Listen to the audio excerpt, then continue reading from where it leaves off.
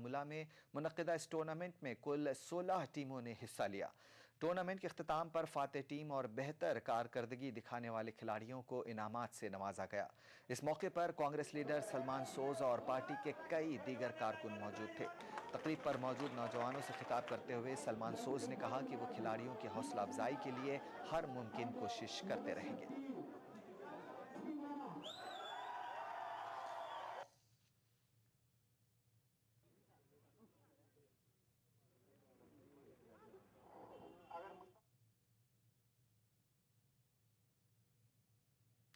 और अब चलते चलते पेश है नवेदे सुब आदा।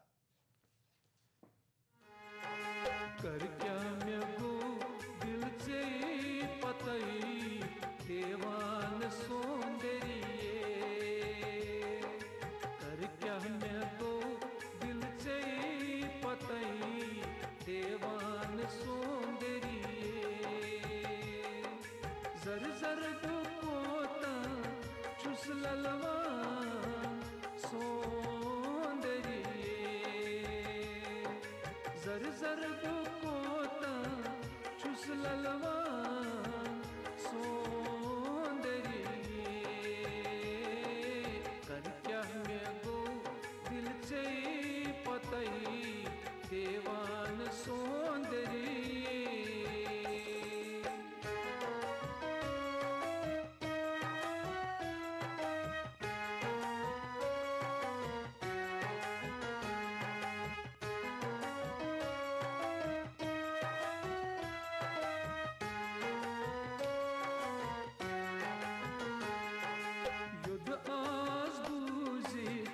नाम चोनी दाम लो खसबो, युद्ध आज बूझी नाम चोनी दाम लो खसबो, सुध मुश्त करी हम जोद की जोलान सौंदर्य, सुध मुश्त करी हम जोद की जोलान सौंदर्य, जर जर कोता चुस ललवा सौंदर्य,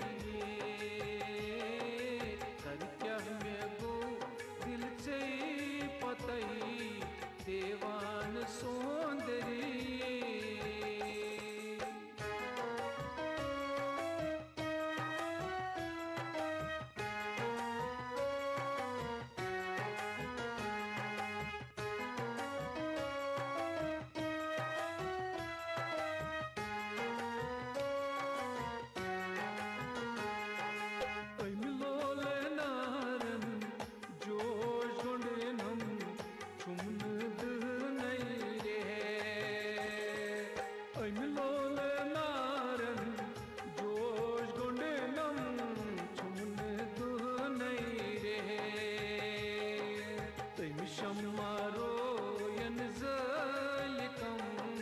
परवान सौंदर्य, तुम शम्मारो यन ज़ालिकम परवान सौंदर्य, जर जर कोता चुस ललवा सौंदर्य, कर क्या मैं गो दिल से पतई देवान सौंदर्य।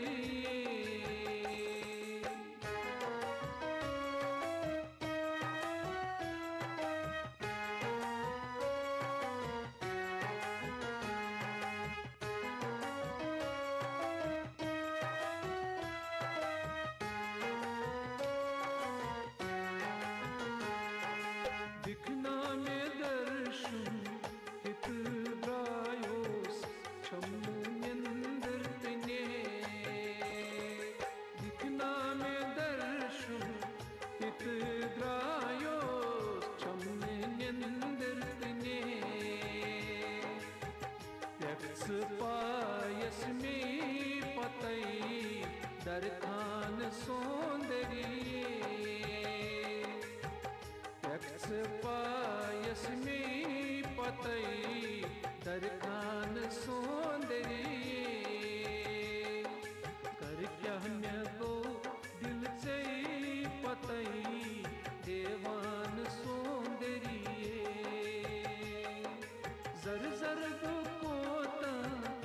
मुसललवान सौंदर्य।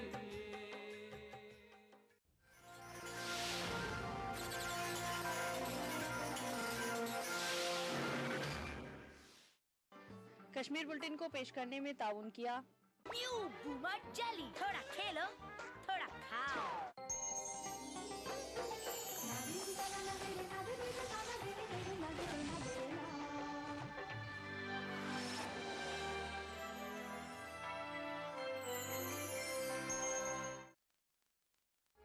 उभरते कश्मीर के अनछुए पहलू, नई सोचो फिक्र, मुनफरिद तहजीब और रिवायात जिनसे फूट पड़ते हैं कश्मीरियत के रंग। देखिए कश्मीर एक्सप्रेस पीर की रात 8 बजे और मंगल की शाम 6 बजे सिर्फ ETV उर्दू पर।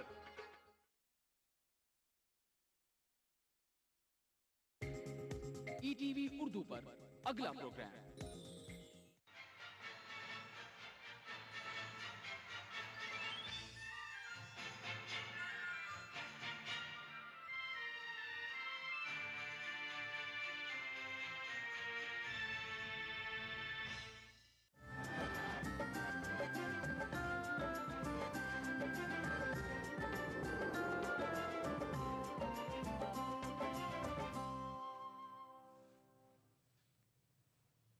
नाज़रीन आदाब, ETV न्यूज़ में आपका खैर मक़दम है। आप देख रहे हैं खास बात। मैं हूं सैयद अहमद जिलानी। पहले नज़र सुर्खियों पर। मुंबई का आज़ाद मैदान तशद्दुद मामला, सरकारी इमलाक के नुकसान की भरपाई के लिए उलमा इकराम को जारी किया गया नोटिस। कर्नाटक में बीड़ी मजदूरों के घर का ख्वाब हो रहा है शर्मिंदा ताबीर। कर्नाटक बीड़ी मजदूर सोसाइटी फराहम करा रही है रिहायशी मकान।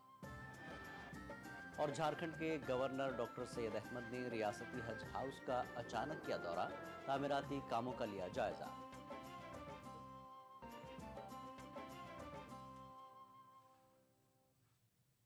और खास बात तफसील से। आंध्र प्रदेश के सिकंदराबाद शहर में होटल की 2 मंजिला इमारत मुनहदिम हो गई है। इस सानहे में 13 अफराद हलाक और 17 जख्मी हो गए। इमारत के मुनहदिम होने की वजह पता नहीं चल पाई। ऐन शाहिदीन के मुताबिक जिस वक्त इमारत मुनहदिम हुई उस वक्त होटल में 20 से 25 अफराद मौजूद थे। GHMC के कमिश्नर MT कृष्ण बाबू ने बताया कि सिकंदराबाद में माजी में 57 कदीम इमारतों की निशानदही की गई थी, ताहम सिटी लाइट होटल की इमारत खस्ता हाल नहीं थी। पुलिस कमिश्नर अनुराग शर्मा ने कहा कि GHMC, महकमा फायर सर्विस, हैदराबाद पुलिस और मेट्रो रेल के अमले ने राहतकारी इक़दाम किए हैं। महकमे लेबर के कमिश्नर ने महलूकीन के वर्सा को 5 लाख रुपए का मुआवजा देने का ऐलान किया है। हुकूमत ने इस मामले की आला सतह की जांच कराने और कसूरवारों के खिलाफ क्रिमिनल केस दर्ज करने की हिदायत दी है। About 5 lakhs will be paid for the death as per the Employees Compensation Act to the member of the deceased. We will give all the relief and rescue measures. We have undertaken the rescue measures. Is going on. This is an old building, but structurally it was not showing any outward appearance of any problem. So it seems to be okay. In the recent verification in the survey also, this building was not identified for demolition. So we had identified 57 buildings in this area for demolition, out of which we have already demolished 15 buildings in the last 1 month. So, but unfortunately this was not visible. People say that he is preparing some halim batti on the top of the thing. Maybe because of excess use of water or whatever may be the reason. I don't know what is the reason for collapse. Mumbai के आज़ाद मैदान तशद्दुद मामले में सरकारी इमलाक के नुकसान को भरपाई के लिए मुंबई जिला कलेक्टर ने उलमाए कराम और मुस्लिम अमायदीन को नोटिस जारी किया है। नोटिस में 2 करोड़ 74 लाख रुपए के नुकसान का जिक्र करते हुए हर्जाना अदा करने को कहा गया है। बर्मा और आसाम में मुस्लिम मुखालिफ फसाद के खिलाफ 11 अगस्त 2012 को मुंबई के आज़ाद मैदान में मुनक़िदा एहतजाज में अचानक तशद्दुद फूट पड़ा था। दौरान तशद्दुद सरकारी इमलाक को नुकसान पहुंचाया गया था। मुंबई जिला कलेक्टर ने इस मामले में ऐसे लोगों को भी नोटिस जारी किया है जिन अफराद का नाम इस मामले की चार्जशीट में नहीं है। आलिम दीन मौलाना सैयद खालिद अशरफ जो तशद्दुद के वक्त शहर में नहीं थे, इन्हें भी नोटिस जारी किया गया है। तो मैंने अपने सारे डॉक्यूमेंट्स उनको दिए अपना वीज़े कॉपी दे दिया उसकी, और टिकट का, और आपकी जो इमिग्रेशन में एग्ज़िट और एंट्री की जो वो डेट पड़ती है वो भी उनको दिया हमने। और फिर वहाँ पुलिस वालों ने ये भी कहा कि आपका नाम नहीं आएगा। उसके बावजूद जब अभी मैं मॉरिशस से वापस आया, अभी मैं गया था मॉरिशस, वहाँ से आया, मालूम हुआ कि हमारे अभी सामने हमारे नोटिस आ गई। और जब मैंने उस पर पढ़ा तो देखा वो तमाम कानून, तमाम ज़ाब्ते और तमाम जितने रूल्स हैं हमारे को भी लगा रखे हैं। नोटिस में हर्जाने की अदायगी के मुतालिक 1 हफ्ते में जवाब दाखिल करने का जिक्र है, जबकि उलमा इकराम और मिली तंजीमों ने नोटिस पर सख्त रद्द अमल का इजहार किया है। कहाँ से दंगाई आए, किसने दंगा किया, पुलिस उनको पकड़ने के बजाय, हुकूमत उनको पकड़ने के बजाय जो मतलब दुआ के लिए आए थे और अपनी आवाज़ हुकूमत तक पहुँचाने के लिए आए थे, उनको नोटिस दी जा रही है, उनको हरासा किया जा रहा है। ये तो ये समझ में आ रहा है कि 2014 में जो इलेक्शन हो रहा है उसके तई मुसलमानों को मतलब दबा दिया जाए, ये अपनी कुछ मांग ना कर सकें और ये किसी तरह का हुकूमत के ख़िलाफ़ कुछ आवाज़ बुलंद ना कर सकें, इसी वजह से ये लोग ये सारा काम कर रहे हैं। इस मामले में जिन अफराद को नोटिस मिली है वो नोटिस का कानूनी जवाब देने की तैयारी कर रहे हैं। उलमा इकराम इस मामले में एक मीटिंग के इनेकाद पर भी गौर व खौस कर रहे हैं। ETV news, Mumbai.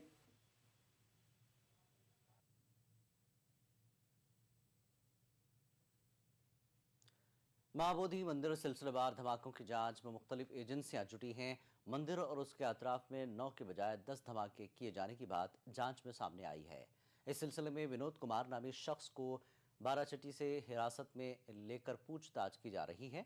अब तक की जांच के मुताबिक DGP अभयानंदन ने मीडिया को ये इतला दी कि बम बनाने में अमोनियम नाइट्रेट का इस्तेमाल किया गया था।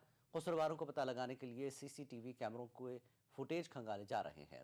इस दौरान बिहार हुकूमत ने मंदिर के तहफ़्फ़ुज़ के लिए मरकज़ से CISF के जवान तैनात करने की दरख्वास्त की है। NIA, NSG, IB और बिहार पुलिस महाबोधि मंदिर सिलसिलेवार धमाकों की तफ्तीश कर रही है। हमलावरों तक पहुंचने के लिए सुराग ढूंढने की कोशिश जांच एजेंसियों की जारी है। CCTV कैमरों के फुटेज खंगाले जा रहे हैं। उधर पुलिस ने सिलसिलेवार धमाकों के सिलसिले में एक शख्स को गिरफ्तार किया है, उससे पूछताछ की जा रही है। विनोद मिस्त्री नाम का एक व्यक्ति जो बाराचट्टी थाने का रहने वाला है, उसको कुछ सूत्र के आधार पर, वहाँ था सूत्र अवेलेबल PO पर, उसके आधार पर लाया गया है पूछताछ के लिए। उससे पूछताछ हो रही है, आगे फर्दर जो होगा वो पूछताछ के बाद ही। इतवार तक मंदिर और उसके आसपास 9 कम शिद्दत के धमाके किए जाने की बात कही जा रही थी, लेकिन जांच के दौरान एक और धमाका होने का पता चला है। इस तरह जुमला 10 धमाके किए गए हैं। धमाके की नौयत के बारे में की जा रही अब तक की कयास आराइयों को भी DGP ने खत्म कर दिया है। लेकिन आज 10 से 5 लाख की इंफॉर्मेशन है और 13 बॉम्ब वहाँ रखे गए। फर्दर उसी जगह को फिर देखा गया तो एक एक्सप्लोडेड भी मिला आज वहाँ, इसलिए हम लोग ये कह रहे हैं कि 10 टोटल एक्सप्लोजन्स हुए हैं और जो अनएक्सप्लोडेड है वो मिली। अमोनियम नाइट्रेट कंफर्म है, रेस्ट कंफर्म नहीं। बिहार हुकूमत ने मरकज से मंदिर के तहफ़्फ़ुज़ के लिए सेंट्रल इंडस्ट्रियल सिक्योरिटी फोर्स फराहम करने की दरख्वास्त की है। उसका कहना है कि CISF जवानों की आमद तक मंदिर की हिफाजत बिहार पुलिस करेगी। केंद्र सरकार से अनुरोध कर रहे हैं कि उस पूरे मंदिर परिसर की हिफाजत के लिए CISF दिया जाए। हम लोग इसके लिए अपनी तरफ से उनको लिख रहे हैं और कल PTMC की कमेटी ने, बोधगया टेम्पल मैनेजमेंट कमेटी ने भी प्रस्ताव पारित कर पुलिस से कहा है कि वो आंतरिक सुरक्षा भी अपने मंदिर के अंदर की भी सुरक्षा अपने हाथ में ले। वजारत दाखिला इन धमाकों को दहशत गर्दाना हमला करार दे चुकी है। बोधगया में नक्सलियों का भी असर है। इन धमाकों में नक्सलियों के इम्कानी हाथ होने के मुतालिक जब वजीर आला नीतीश कुमार और DGP अभयानंद से दरियाफ्त किया गया तो उन्होंने सिर्फ इतना कहा कि मामले की हर पहलू से जांच की जा रही है। Bureau report, ETV news. सिलसिलेवार धमाकों के बाद धीरे धीरे महाबोधि मंदिर में हालात इबादत के लिए साजगार हो रहे हैं। कल शाम दुनिया भर के 50 मुल्कों के बुद्ध भिक्षुओं ने खुसूसी इबादत का एहतमाम किया। 1 घंटे तवील खुसूसी मजलिस में श्रीलंका, थाईलैंड, म्यांमार और दूसरे मठों के हेड और अरकान ने शिरकत की।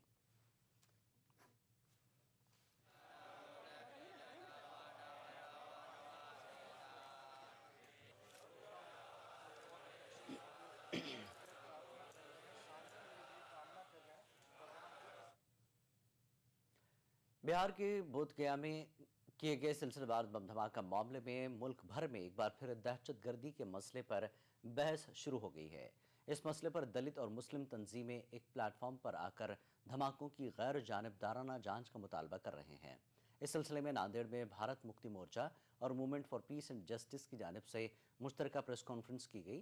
प्रेस कॉन्फ्रेंस में MPJ के जिला सदर मोहम्मद अल्ताफ हुसैन ने बोधगया के धमाकों की शदीद अल्फाज में मजम्मत की, साथ ही इन धमाकों की गैर जानिबदाराना जांच का मुतालबा किया। कई सालों से ये प्रक्रिया चल रही है, लोग विस्फोट करते चले जाते हैं और हमारी पुलिस मुजरिमों को छोड़कर बेगुनाहों को सलाखों के पीछे डाल देती है। कई गुनहगार आज भी इनकी आंखों के सामने हैं, लेकिन उनके फैसले अभी तक नहीं हो पाए। नांदेड़ का ब्लास्ट अपने आप में एक बड़ा सबूत है और उसके मुजरिम भी दंदनाते हुए फिर रहे हैं। हमारे बौद्ध भाइयों को जो तकलीफ़ हुई है, जो दुख हुआ है, हम movement for piece and justice उनके गम में बराबर शरीक हैं। खास बात का सिलसिला जारी रहेगा एक ब्रेक के बाद। अरे भगवान, अब तो अपना भी पक्का मकान होगा। सच में क्या? लेकिन कैसे होगा? अरे हमारी राज्य सरकार हम कच्ची बस्ती वालों को पक्के मकान दिलाने के लिए बहुत काम कर रही है। हाँ, किरण की मम्मी भी बता रही थी। राज्य सरकार के प्रयास से केंद्र सरकार ने राजीव आवास योजना के तहत हमारी बस्ती कीरों की ढाणी को देश का पहला पायलट प्रोजेक्ट स्वीकृत किया है। हमारी बस्ती वालों के लिए यहाँ 1104 मकान बन रहे हैं। लेकिन इसके लिए इतने पैसे आएंगे कहाँ से? अरे हमें तो मकान की लागत का केवल 10 से 12% ही देना है। बाकी सारा पैसा तो केंद्र, राज्य सरकार और जेडीए वहन करेगा। अरे वाह, तब तो हम भी अपने पक्के मकान में रह सकेंगे। राजीव आवास योजना किरो की ढाणी में रह रहे लोगों को केंद्रीय, राज्य और जेडीए के सहयोग से पक्की छत मुहैया कराने का एक अभिनव प्रयास, जहां बनेंगे कुल 1104 आवास। जयपुर विकास प्राधिकरण द्वारा जनहित में प्रसारित।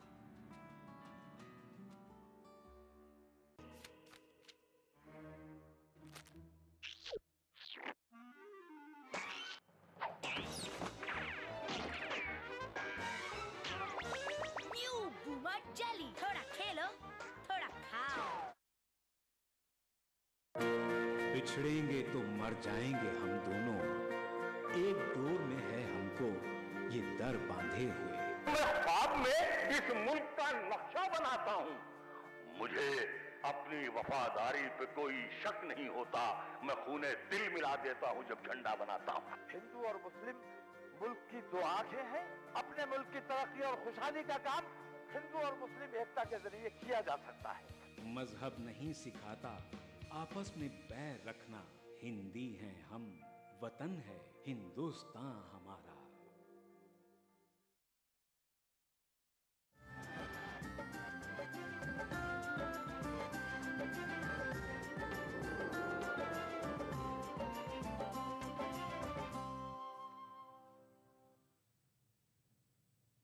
खास बात में एक बार फिर आपका खैर मकदम है।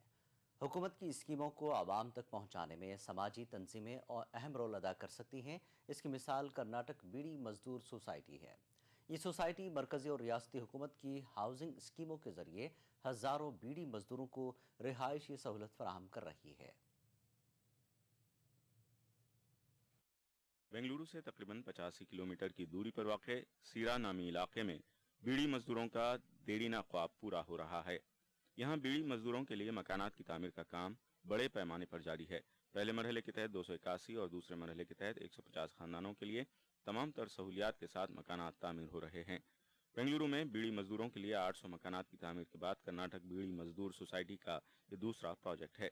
सोसाइटी के सदर अफरोज पाशा कहते हैं कि 1990 से वो बीड़ी मजदूरों की फलाह व बहबूदी के लिए खिदमत अंजाम दे रहे हैं। मेरा मकसद ये बीड़ी मजदूरों के लिए मकानात बनाने का ख्याल मुझे इसलिए आया कि मेरे वालिदैन बीड़ी मजदूर थे, तो मैं उनकी जो परेशानियां और तकलीफ़ देखा था वो मेरे दिमाग में था और मेरा ख्वाब था कि हर बीड़ी मजदूर के पास एक मकान हो।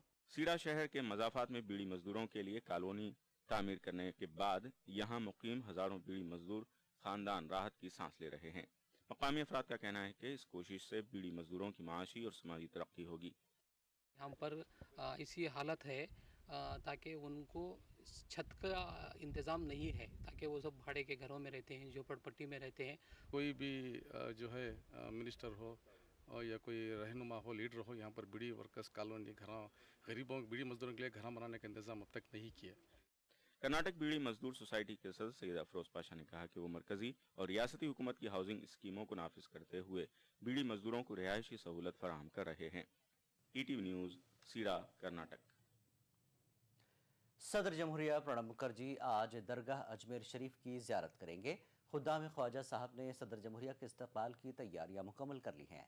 अंजुमन यादगार की जानिब से सदर जमहूरिया का इस्तकबाल किया जाएगा। इस्तकबाल के दौरान अंजुमन की जानिब से प्रणब मुखर्जी की दस्तारबंदी की जाएगी।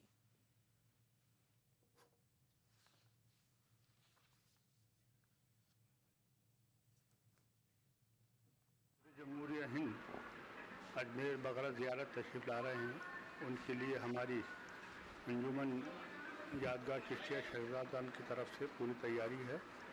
उनको तबर्रुकात, उनकी दस्तारबंदी और उनको सिपासनामा दिया जाएगा और उनकी सेहत और तंदुरुस्ती के लिए दुआ करेंगे। मरकजी वजीर बराए अक़लियती उमूर के रहमान खान ने महाराष्ट्र के पुणे में महाराष्ट्र कॉस्मोपॉलिटन एजुकेशन सोसाइटी आज़म कैंपस का दौरा किया। इस दौरान उन्होंने कैंपस में मौजूद तालीमी सरगर्मियों और कंप्यूटर लैब का मुआयना किया। इस मौके पर मीडिया से बात करते हुए रहमान खान ने कहा कि मरकजी हुकूमत तलबा के लिए कई स्कीमें चला रही है और अब इसमें चार्टर्ड अकाउंटेंट और वकालत की तालीम हासिल करने वालों को भी शामिल किया जाएगा।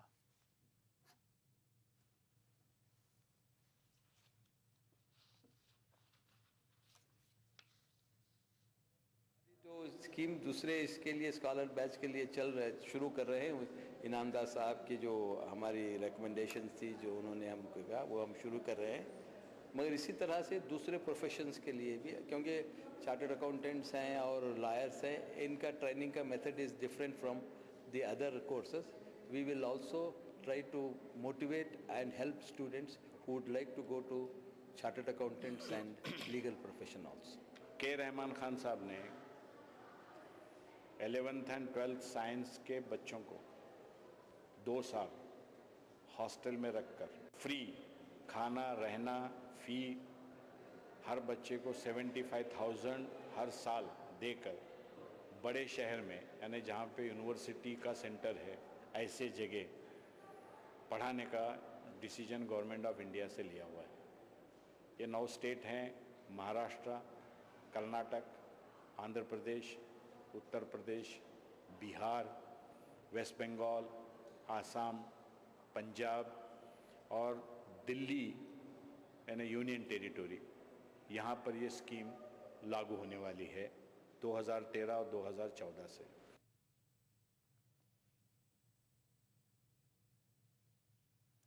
झारखंड के आज़मीन हज की रवानगी से कबल हज हाउस की तामीर का काम मुकम्मल होने का इम्कान है। रियासत के गवर्नर डॉक्टर सैयद अहमद की पहल पर तामीराती काम तेज़ी से जारी है। कल डॉक्टर सैयद अहमद ने अचानक हज हाउस का दौरा किया। इस मौके पर उन्होंने तामीरी काम पर इत्मीनान का इजहार किया।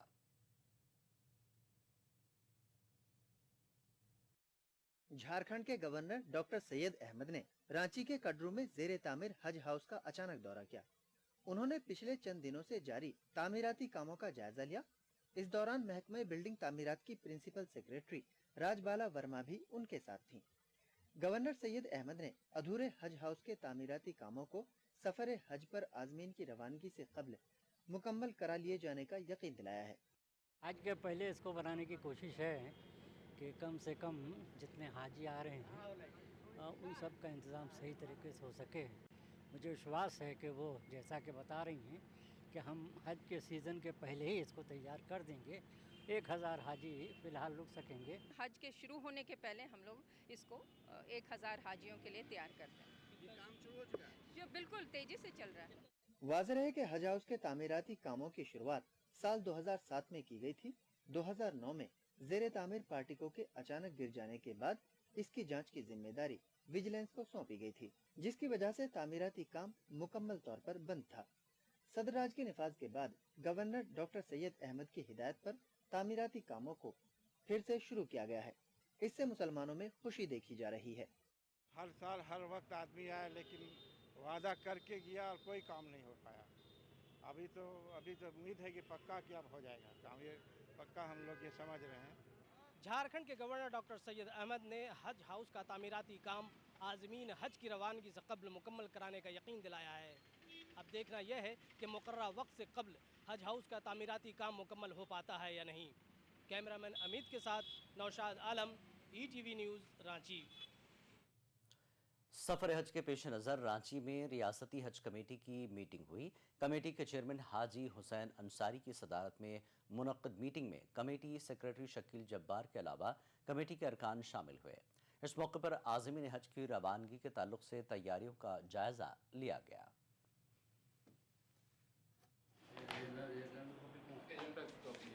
साल जो 2013 में जो हम लोग जा रहे हैं, अभी तक क्या तैयारी किए हैं, क्योंकि बीच में रमज़ान है, उसके पहले हम डिस्कस कर लें क्या तैयारी करना है।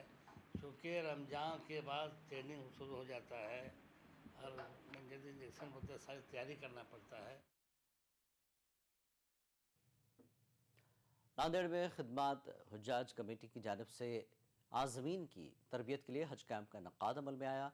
मुनक्किदा तीसरे हज कैंप में मौलाना नसीरुद्दीन मिफ्ताही सदर मुदर्रिस मदरसा काशिफुल उलूम औरंगाबाद ने आज़मीन की रहनुमाई की।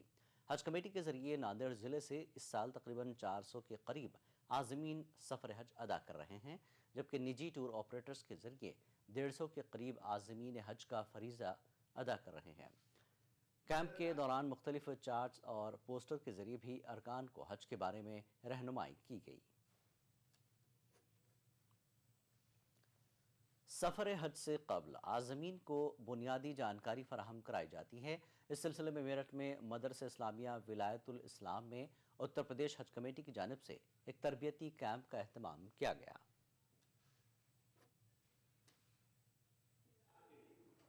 ट्रेनिंग में हम लोग इनको ये बता रहे हैं कि हज के क्या क्या फ़ज़ाइल हैं, क्या क्या अहमियत है, और उसके साथ ही दौरान हज किन किन बातों का आपको ख्याल रखना है, कौन से काम ऐसे हैं जो करने चाहिए और कौन से काम ऐसे हैं जो नहीं करने चाहिए। खास बात का सिलसिला जारी रहेगा एक ब्रेक के बाद। आने में कोई दिक्कत तो नहीं हुई? अरे नहीं भाई साहब, परेशानी किस बात की, उल्टे घाट की गुणी सुरंग से गुजरते हुए मन उत्साह और रोमांच से भर गया। पहाड़ों को काटकर JDA ने कितना सुंदर रास्ता बनाया। पहले तो घाट की गुणी के सकड़े रास्ते से रेंगते हुए आना पड़ता था और भारी ट्रैफिक के कारण डर भी लगता था। इतना ही नहीं, सुरंग परियोजना की विश्व स्तरीय गुणवत्ता को देखते हुए इसे इस बार विश्वकर्मा अवार्ड 2013 भी मिला है। अच्छा, तब तो इसे राज्य सरकार का ऐतिहासिक फैसला ही कहा जाएगा। इस फैसले से और भी फायदे होंगे। सुरंग बन जाने से गुणी के सकड़े रास्ते से यातायात को राहत तो मिली ही है, वहीं गुणी की पुरा संपदा को पर्यटन की दृष्टि से विकसित भी किया जा रहा है। और हाँ, इसके बन जाने से उत्तर पूर्व का जयपुर का रुका हुआ विकास फिर से गति पकड़ने लगा है। भाई वाह, मान गए। अब तो जयपुर को विश्व स्तरीय शहर बनने से कोई नहीं रोक सकता। बिल्कुल ठीक। तुम्हारी शादी कब हो रही है? क्या? मेरा एक दोस्त है, उसके पास 10 मुर्गियां हैं, 4 बैल है और घोड़ी भी है। तुम्हारी जोड़ी मस्त बैठेगी। बिजली, टाइम क्या है? मेरे पास घड़ी नहीं है। तुम्हारे पास दिमाग भी नहीं है। वो तो मुझे मालूम है।